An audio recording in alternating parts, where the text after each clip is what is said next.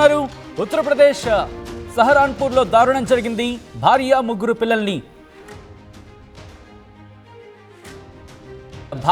పిల్లల్ని తుపాకీతో కాల్చాడు బీజేపీ నేత యోగేష్. ఘటనలో ఇద్దరు పిల్లలు అక్కడికక్కడే మృతి చెందారు. భార్య కుమారుడి పరిస్థితి విషమంగా ఉన్నట్టుగా తెలుస్తోంది. పోలీసుల అదుపులో ఉన్నాడు నిందితుడు యోగేష్. గత కొంతకాలంగా డిప్రెషన్తో బాధపడుతున్నట్టుగా తెలుస్తోంది యోగేష్ రోహిలా. ప్రస్తుతం సహరాన్పూర్ జిల్లా బీజేపీ కార్యవర్గ సభ్యుడిగా ఉన్నాడు యోగేష్. ఆ విజువల్స్ మీరు చూస్తున్నారు. ఏమవుతోంది ఈ మధ్య వీళ్ళ కోపాలు పిల్లల మీద ఎందుకు చూపిస్తున్నారు? అభంశుభం తెలియని పిల్లలు ఏం చేశారు? మరి ముఖ్యంగా యోగేష్కి అనుమానం జబ్బు ఉందంట. అనుమానం జబ్బు. ఆ జబ్బుకి ఏ విరుగుడు ఉంటుందో అర్థం కాదు. వీళ్ళకి ఎక్కడి నుంచి పుట్టుకొస్తాయో తెలియదు. అనుమానం ఉంటే ఒకవేళ భార్య మీద అనుమానంగా తెలుస్తోంది. ప్రథమ కారణంగా అక్కడ చర్చ జరుగుతోంది. భార్య మీద అనుమానం ఉంటే ఒకవేళ లీగల్గా వెళ్ళే ప్రయత్నం చేయొచ్చు కదా, లేకపోతే అడిగే ప్రయత్నం చేయొచ్చు కదా. అనేక మార్గాలు ఉంటాయి కదా. భార్యకు సంబంధించిన ఇష్యూ, పిల్లలు చేసిన పాపం ఏంటి? పిల్లల మీద కోపం దేనికి?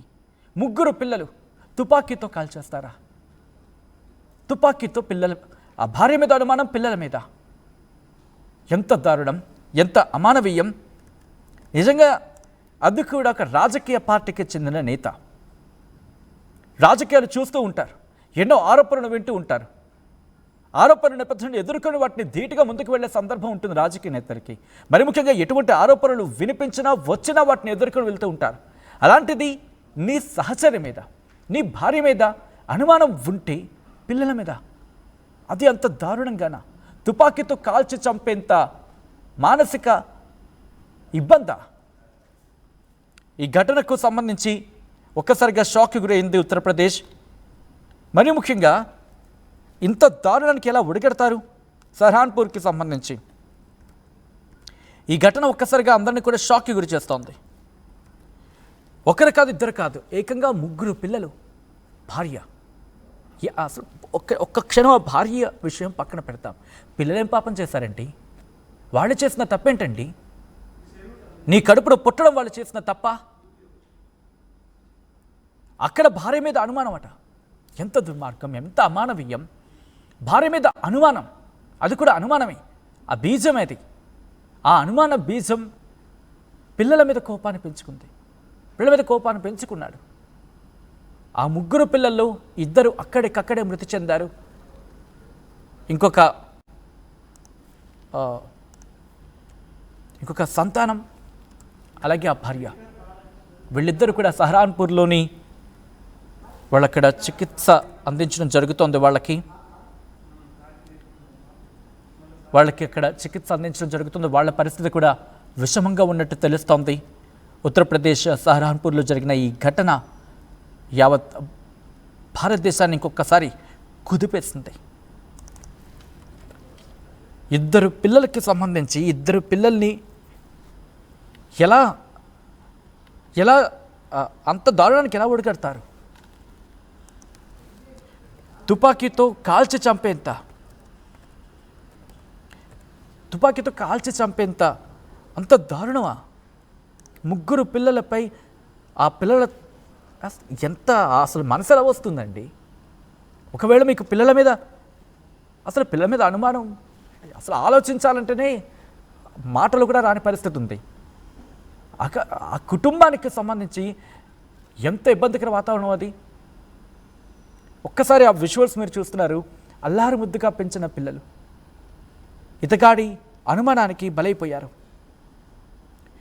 భార్య, ముగ్గురు పిల్లలు ఇతగాడి అనుమానానికి ఈరోజు ఆ కాల్పులకు గురయ్యారు.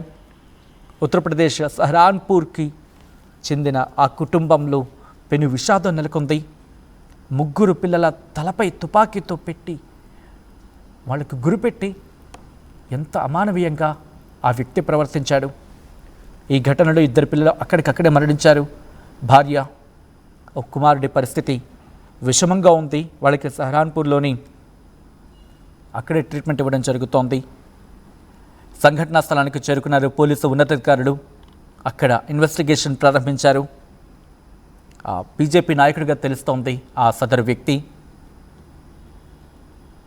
సమాచారం అందుకున్న వెంటనే ఆ ఘటనా స్థలానికి వెళ్లారు పోలీసులు. ఆ భార్య అలాగే ఇంకో కొడుకు వాళ్ళిద్దరిని కూడా సహరాన్పూర్ ఆసుపత్రికి తరలించి చికిత్స అందించడం జరుగుతోంది. ఇద్దరు పిల్లల్ని ఆ పోస్ట్ మార్టం నిమిత్తం స్థానిక హాస్పిటల్కి పంపించడం జరిగింది. నిందితుడిని కూడా పోలీసులు అదుపులోకి తీసుకుని విచారణ చేపట్టినట్టుగా తెలుస్తోంది. ఇతగాడు బీజేపీ నాయకుడు యోగేష్ రోహిలాగా గుర్తించారు. సహరాన్పూర్లో అక్కడ జిల్లా కార్యవర్గ సభ్యుడిగా పనిచేస్తున్నాడు. గత కొంతకాలంగా కూడా ఇతగాడి మెంటల్ హెల్త్ మీద క్వశ్చన్స్ రైజ్ అవుతున్నాయట. ఈ నేపథ్యంలో ఎక్కడైనా మెంటల్ హెల్త్ కేర్కి సంబంధించి ఆ హాస్పిటల్లో జాయిన్ చేయాల్సిందే మా కుటుంబం. మొట్టమొదటిగా చేసిన తప్పు అదే ఉంటుంది. మా కుటుంబం చేసిన తప్పు ఏంటంటే ఎప్పుడైతే ఇతగాడి మెంటల్ హెల్త్ బాగాలేదని తెలిసిన తర్వాత వెంటనే అక్కడ మెంటల్ హెల్త్కి సంబంధించిన హాస్పిటల్స్ ఉంటాయి కదా, health care centres, mental health care centres ఉంటాయి కదా, అక్కడ తీసుకెళ్ళి పడేసి ఉంటే బాగుండేమో. ఫస్ట్ పాపం ఆ డాక్టర్లు ట్రీట్మెంట్ ఇస్తే కాస్త కోలుకునేవాడేమో. ఈ అనుమానం జబ్బు ఎప్పుడు పోతుంది ఈ మనిషికి అని చెప్పి ఆ కుటుంబం అప్పుడే భావించి ఉండే బాగుండేమో.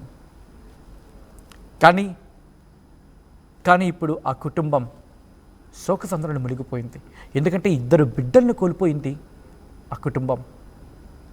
ఆ మహిళ అలాగే ఆమె కొడుకు ప్రస్తుతం క్రిటికల్ కండిషన్లో ఉన్నట్టుగా తెలుస్తోంది. వెంటనే ఫోరెన్సిక్ టీం అక్కడికి చేరుకుంది. తుపాకీని స్వాధీనం చేసుకుంది. సంఘటనా స్థలం నుంచి ఇరుగు పొరుగు వారు అందరూ కూడా షాక్ గురయ్యారు. సంఘటనా స్థలానికి వెళ్ళారు. అక్కడ పరిస్థితిని చూశారు. వాళ్ళకి వెంటనే పోలీసులకు సమాచారం అందిస్తే వాళ్ళు వచ్చి సంఘటనా స్థలాన్ని పరిశీలించి అక్కడ తుపాకీని కూడా స్వాధీనం చేసుకున్నట్టుగా తెలుస్తోంది. ఆ తర్వాత అతగాడు పారిపోయే ప్రయత్నం చేసినప్పటికీ కూడా పోలీసులు పట్టుకున్నట్టుగా తెలుస్తోంది. ఈ నేపథ్యంలో పోలీసులు ఏమంటున్నారు ఇప్పుడు చూద్దాం.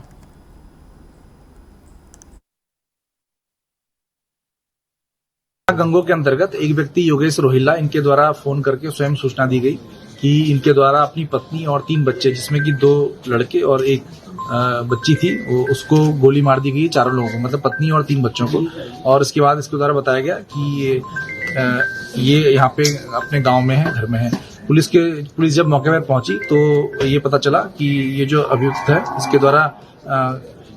इसके द्वारा अपनी पत्नी और 3 बच्चों को गोली मार दी गई है। और जब इससे पूछा गया तो इसके द्वारा बताया गया कि अपनी पत्नी के चरित्र को लेकर ये परेशान था, इस वजह से इसने अपनी लाइसेंसी पिस्टल से इन चारों को गोली मार दी है, जिसमें से 2 जो लोग थे, पत्नी और एक बच्चा, उसको कुछ लोगों के द्वारा और पुलिस के द्वारा इलाज हेतु अस्पताल के लिए ले जाया गया है, जहां पर अभी वो पहुंचे नहीं है और वो अभी जीवित हैं। तो इसमें 2 लोगों की मौके पर ही मृत्यु हो गई थी और 2 लोग जो है उनको इलाज हेतु अस्पताल ले जाया गया है। अभियुक्त है वो पुलिस की हिरासत में है और जो उससे लाइसेंसी पिस्टल जिससे इसके द्वारा ये गोली चलाई गई थी वो भी बरामद किया गया है और इससे विस्तृत पूछताछ की जा रही है और इसमें विधिक कार्रवाई की जाएगी।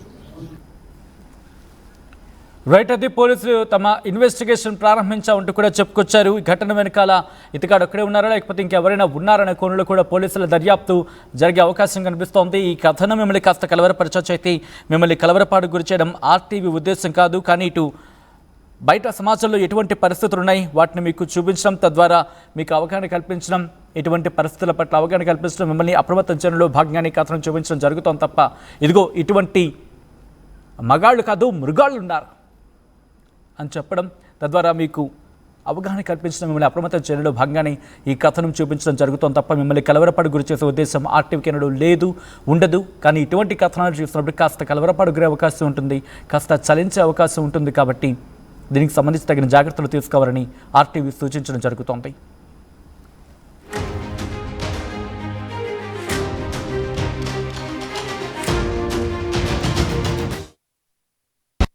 At KLH Global Business School, we help you learn the greatest skill in life, making the right choice.